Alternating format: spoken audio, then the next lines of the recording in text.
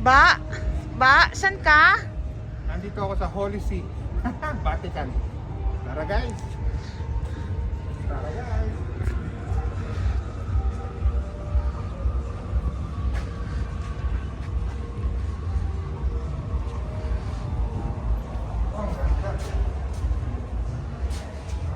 My friend, how are you, my friend? Ang ganda ko na rin. Vatican ka na, no? Pero sa labas, Holy See. Ina Manila, parang hindi mo pwede na.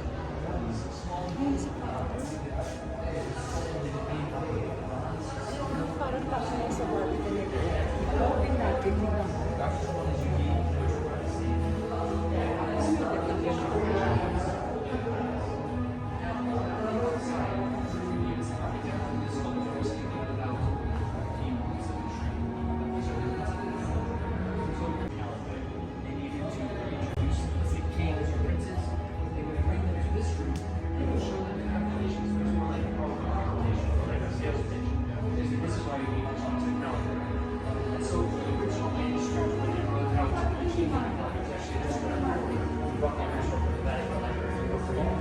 So it's right here. This is like a much lower. Who's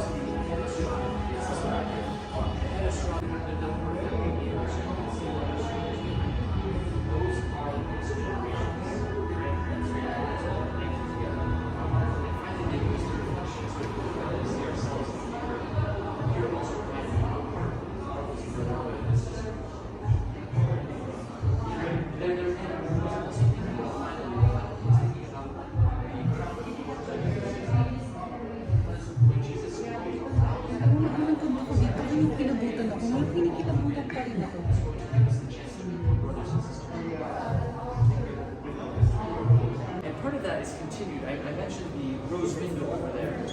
Now here, the architect of the pavilion began with a rose window design. It was circular, and this is the center of a rose window. But then he stretched out the lines to make this Islamic geometric pattern, this floral pattern. And so his idea was, I'm going to integrate two different styles, Islamic geometry and the Romanesque rose window pattern as well. And as he did that, he also made 24 points, representing the 24 hours of the day. In other words, this time that's cycling through the day and night at the beginning of creation is also here. And if you step back and take a look at the shape and at the way it's done, it could also represent an eye. So he was thinking about the eye of God, which is always open and watching. Not as a policeman would do, but as a father or mother who's watching their children, always taking care of them. And so this idea of God creating, but then continuing to work in our lives, continuing to make good things out of our decisions, is all based on the fact that his loving eye is always watching, always taking care of us. So this whole room is kind of filled with that symbolism. Wow. Feel free to join us if you'd like.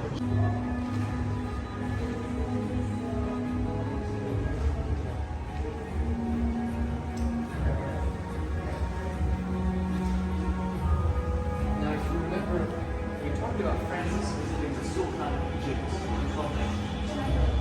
In 2019, 800 years later, you have another Francis, Pope Francis, who took his name specifically from St. Francis, coming here to the UAE to Abu Dhabi to meet another Egyptian. This is the Grand Imam of Allah's Marsh, one of the Sunni leaders in the world. His name is Ahmed al-Tayyib. And so it's very symbolic, it's sort of coming together. And in fact, in order to show that symbolism, in order to show that proportionality, the architect designed this circle here with Islamic geometric patterns in an exact diagonal line passing through the center that we just looked at all the way to the rose window in front of St. Francis. So making this proportionality between these actions 800 years apart also clear within the artwork that's gone into this pavilion. Now, it's interesting, they come together and they sign a document on human fraternity for world peace and living together. It's not different than what other Christian leaders and Muslim leaders have said in the past. They say, look, we believe in God, we believe that God is creator, and that's the theme that we have here in the center. Therefore, we recognize each other as brothers and sisters, and we want to live together in peace and reject violence and extremism. So in other words, it's not that this document signing is somehow going to change something on its own, but everyone who was there at the time, people that I've been giving tours to, so Christians, Gujaratis, Filipinos, Indians, people from all over, especially if they were here, thinking about the fact, seeing the fact that the Pope actually came and sat down with one of the main religious leaders from Sunni Islam in the world and done this gesture of actually speaking to their hearts. And I think that's the main importance of this, is it's a symbolic gesture, because each of our generations has to choose once again which path we're going to take. It's not like technological knowledge where you don't relearn what was done before. You know it, you build on it, you do something new. Every generation has to make a choice if they want to live for peace or whether they're going to allow architect who designed and who did also the fraternity, the sculpture at the beginning on the other side. It's called The Encounter. And you'll see all the different names and different languages behind it. Now the sculpture represents a bridge, and it's an unstable bridge. You actually have people on both sides holding it up. You can see them kind of straining underneath it. And then even as they hold it up, there are two people who are walking towards the middle to meet. And there's one person in the middle who's holding out their hands in order to bring them together, a bit like Sheikh Mohammed is doing. So the leader of Dubai is holding out his hands and bringing together Francis and the Grand Imam. Now the reason they can build that bridge is because there's a door.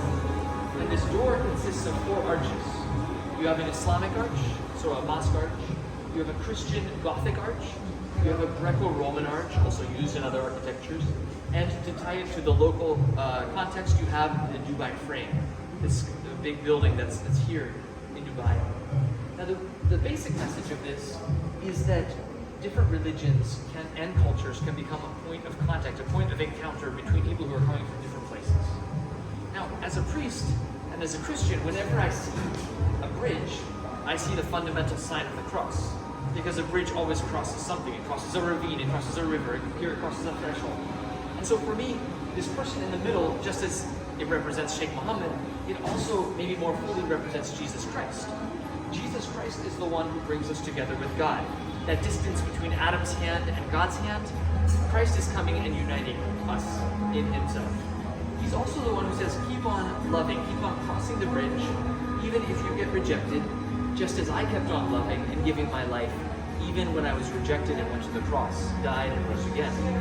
So if you leave aside other religions for a second and just think about relationships, in family especially, like in my own family or with my brothers as a Franciscan, sometimes we have arguments, sometimes we have fights. You leave the bridge.